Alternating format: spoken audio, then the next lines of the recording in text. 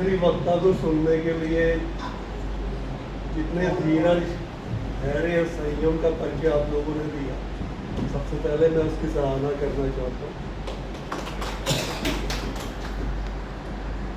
ये आज का समारोह विशेष रूप से ऐसे व्यक्ति को समर्पित है जिन्होंने अपनी राजनीतिक यात्रा तो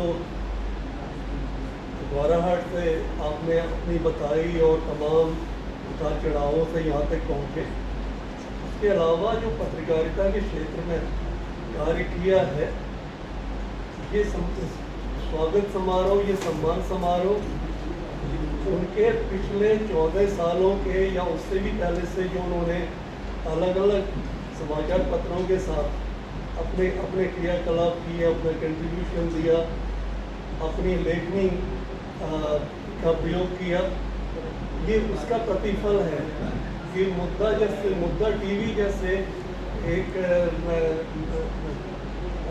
इलेक्ट्रॉनिक मीडिया ने बिना किसी लाग लपेट के बेबाक तरीके से डॉक्टर एडवोकेट प्रमोद कुमार साहब को उत्तराखंड शिरोमणि सम्मान से नवाजा। हम इस बात के लिए बेहद प्रसन्न हैं और उनको बार बार इस बात की बधाई देते हैं। और पूरे उत्तराखंड का ये सम्मान, ये पूरे शिल्पकार समाज का सम्मान है, पूरे वंचित स्वर का सम्मान है। उस सेंस में कि जो अभी नफीस साहब कह रहे थे कि वंचितों की आवाज़ ही वंचित स्वर है, तो सही अर्थों में ये कोशिश उनकी रंग लाई है। और जहाँ तक वंचित स्वर की बात है, कुछ थोड़ा सा परिचय तो उन्होंने पहले दे दिया प्रमोद साहब ने, और मुझे भी याद आ रहा है कि मैं अल्मोड़ा में उनकी मेरी मुलाकात पहली दफ़ा मैं उनको जानता भी नहीं था, अगस्त के महीने में मेरे ही कार्यालय में हुई थी। और ये था साल 2011 में, जबकि वो अपना वंचित स्वर आरंभ कर चुके थे, क्योंकि उसका स्थापना दिवस ही 6 जुलाई पड़ता है। तो ये सफ़र तब से चला और मैं ये लगातार इस बात से मेरे अंदर जोश जागा और मैंने उनको पहली मुलाकात में इस बात की बधाई दी, शाबाशी दी कि आप एक बहुत नेक काम कर रहे हैं। क्योंकि मैं अपने ग्रेजुएशन जो मैंने 77-78 के दौर में किया था, मैं तब से राय बहादुर मुंशी हरिप्रसाद टुमका जी की समता अखबार से जुड़ा हुआ था और मुझे थोड़ा बहुत लिखने का शौक तब भी चल रहा था। तो उनका सीधा लिख करके हम उनको भेजते थे, तो वो दयाशंकर जी उसके एडिटर होते थे, वो मेहरबानी करके छाप भी दिया करते थे। तो वो तब से एक लगाव था और इस बात की खुशी होती थी। मेरे पिताजी 1942 में प्राइमरी स्कूल के टीचर हो चुके थे। तो बेताल घाट में उन्होंने जो ये भारत छोड़ो आंदोलन और उसके बाद उससे पहले जो गोलमेज कॉन्फ्रेंस की जानकारियाँ उनको मिली, तो समता अखबार के जरिए मिली।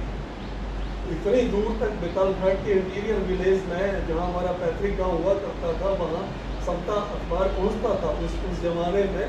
और बाबा साहब डॉक्टर अम्बेडकर के बारे में पहला परिचय हमारे पिताजी को समता अखबार के माध्यम से मिला।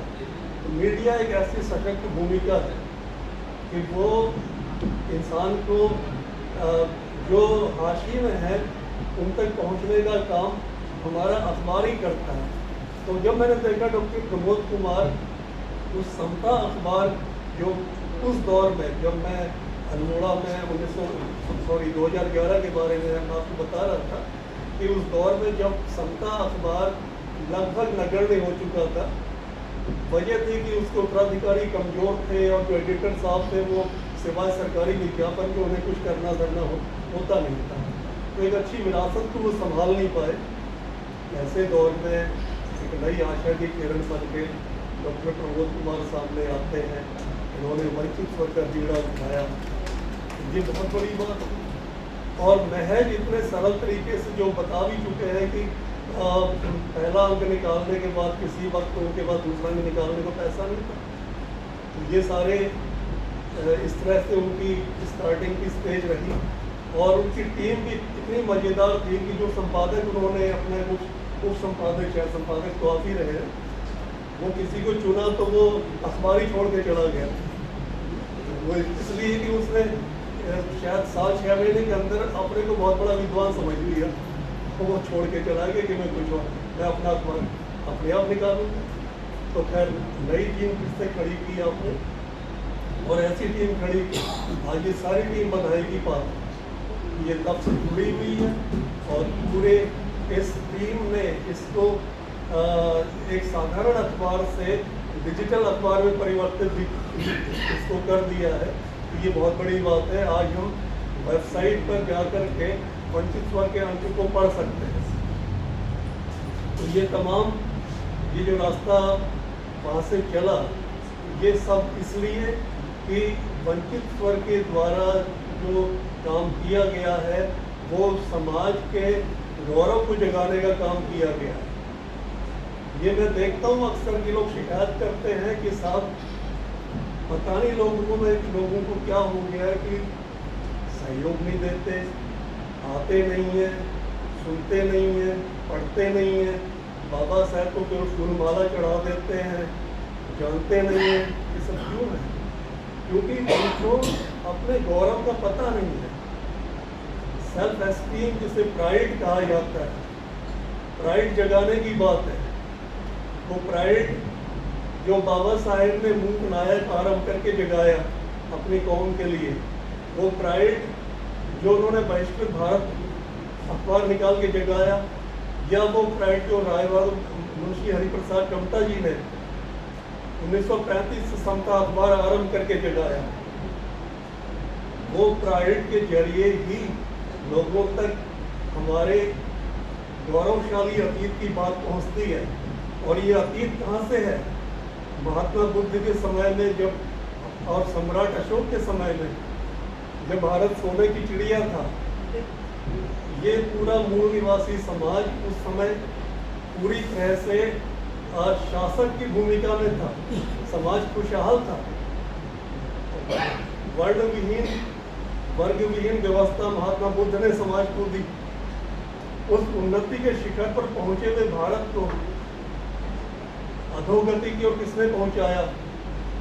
दूसरी शताब्दी में, जब दूसरी शताब्दी से लेकर पहली शताब्दी के बीच में ईसा पूर्व, ईसा के जन्म से 200 साल पहले से पहले, यानी 185 ईस्वी पूर्व में जब शुंग वंश आता है, पुष्यमित्र शुंग ने जब आखिरी मौर्य सम्राट बृहदत्त मौर्य का गर्दन उड़ा दिया, उसके बाद इस ब्राह्मणिकल डायनेस्टी ने पूरे सुनियोजित तरीके से भारत के उस समाज को जो गौरव के उच्च शिखर पर था, उसको पद दलित करने का षड्यंत्र चलाया।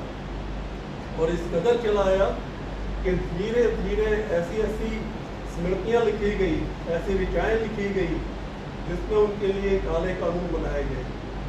और उस मनुस्मृति का जो रचना काल है वो ईसा से 200 से और 100 साल के बीच में माना जाता है। यही वो काल है कि जहाँ से हमारे गौरवशाली अतीत को मिटाने के लिए इंसान में गैर बराबरी के तमाम काले कानून बनाए गए। तो जिस हिंदू समाज के गौरव की वो गाथा कई सारे संघ के संगठन गाते हैं, उस हिंदू समाज का एक हिस्सा पूरी तरह से मटियामेट कर दिया गया।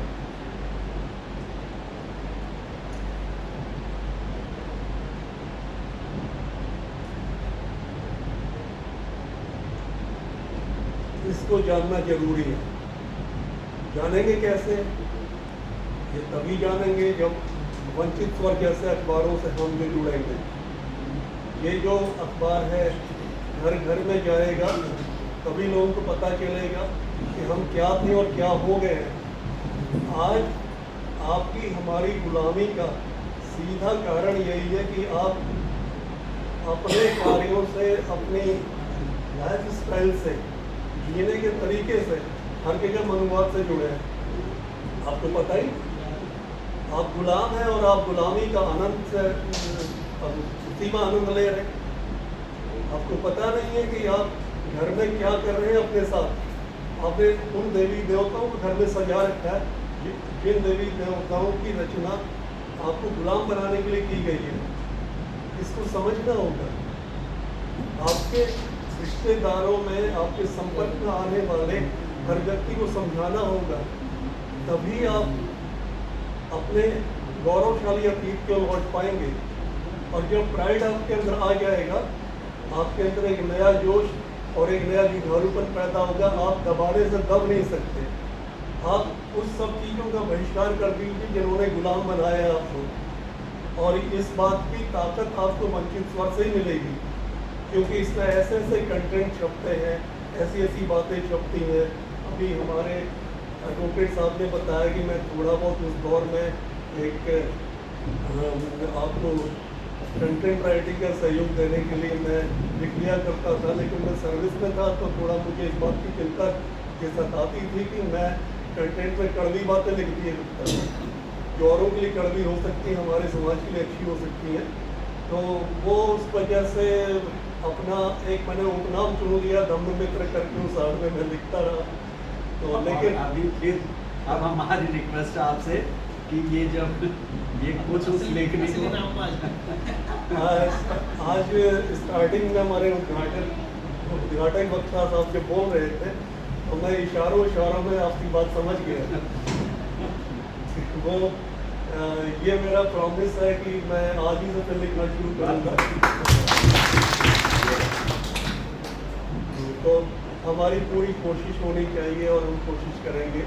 और इसमें एक बड़ा अच्छा सुझाव मुझे माननीय किया टमला साहब का नज़र आया कि जो अम्ब्रेला संगठन बन जाता है, और उसी कड़ी में मैं बामसेल के अध्यक्ष जी से और मूल निवासी संघ के अध्यक्ष जी से भी रिक्वेस्ट करना चाहता हूँ कि वैसे वो लोग इस मामले में काफ़ी आगे चल रहे हैं, फिर भी अगर ऐसा हो चुका है तो मेरे लिए बधाई आपके लिए है। और अगर अभी आधा अधूरा हुआ है तो मैं ये कहना चाहूँगा कि बामसेल संगठन के पदाधिकारियों उसके सदस्यता देते वक्त जब आप रसीद काटते हैं, वंचित स्वर की रसीद भी साथ में कटवा दीजिए। जो भी व्यक्ति बामसेल का सदस्य बनता है वो वंचित स्वर का भी मेंबरशिप ले ले हाथ के हाथ। ये एक प्रकार का बहुत अच्छा रहेगा। तो उससे ये वंचित स्वर तेजी से संगठनात्मक तरीके से आगे बढ़ेगा। यही कार्य मूल निवासी संघ के अध्यक्ष भी अगर करें कि हाथ के हाथ जहाँ पे चंदे की रसीदें कटती हैं वहीं पे वंचित स्वर का भी कंट्रीब्यूशन आ जाए तो उससे तेजी से आगे बढ़ेगा। बाकी आप लोगों का यहाँ पर जो नया मीडिया हाउस आप यहाँ पर बना रहे हैं, अपना ऑफिस खोल रहे हैं, आते जाते रहिएगा सभी लोग। तो उसमें अलग अलग सुझाव आप दे सकते हैं, प्रैक्टिकल सुझाव दे सकते हैं। कथनी और करनी में बहुत फ़र्क होता है, तो जो करनी किस चीज़ से आगे बढ़ सकती है वही हमको बताना चाहिए। थोड़ी बातों से कुछ नहीं बनने वाला। और बहुत आप लोगों ने अच्छे से इंतजार किया। मेरी तो बैठे बैठे एनर्जी डाउन होने लगी थी। मैं सोच पा रहा था कि शायद मैं ठीक से बोल पाऊँगा कि नहीं, लेकिन वंचित स्वर की क्या बात आती है तो फिर से जोश आ जाता है। तो हम आप सबके आभारी हैं कि आप सब यहाँ आए, पूरी वंचित स्वर की टीम और हमारे सभी उपस्थित भाई बहन जो यहाँ पर हैं। और आज के उत्तराखंड शिरोमणि डॉक्टर प्रबोध कुमार साहब का सबका हम आभार करते हैं। So thank you very much. जय हिंद, जय भारत, जय संविधान। और सभा समापन